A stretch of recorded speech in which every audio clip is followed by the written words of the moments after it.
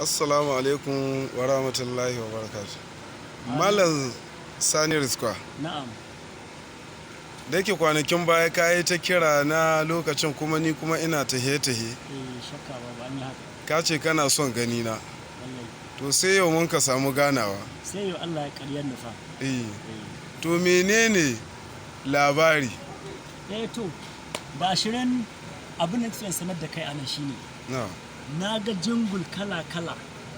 Na ga jingul tun ina kasashe ka san ni ba zama nake ba ku biyo ban waga jiha domin waga jiha na ga jingul kala-kala amma dai ganin naka jingul shi abin da ya sa ni samu azuma ga jikina na ina son in taho in gane ka domin in yi magana da kai akan wannan bawan Allah wato Walin Bauchi Alhaji Adamu Mu'azu.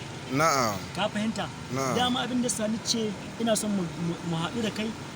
Ina so in haɗa maka ko kuma in baka saƙonmu zuwa gare shi ka gaya mishi mu al'umman Najeriya muna nema ne shi hito takara domin duk wanda bai son hito takara to shi ya cancanta kuma sannan wannan bawan Allah da gani Alhaji Adamu Mu'azu Walin Bauchi mutum na mai son al'umma ko mai taimakon jama'a kai bari in kare maka a bar maganan nan gidan arewa sai ka tafi kudu ka gane cewa Walin Bauchi al'umma sun kagu ya hito domin ya shigo ya taho shi ma ya hito takarar shugaba ana da bukatar shi kai to shin sai na gaciya shin wai to can kudu haka ta samu to ina gare mu nan mu arewa wallahi wato shine abin da ya bani ni ji daɗi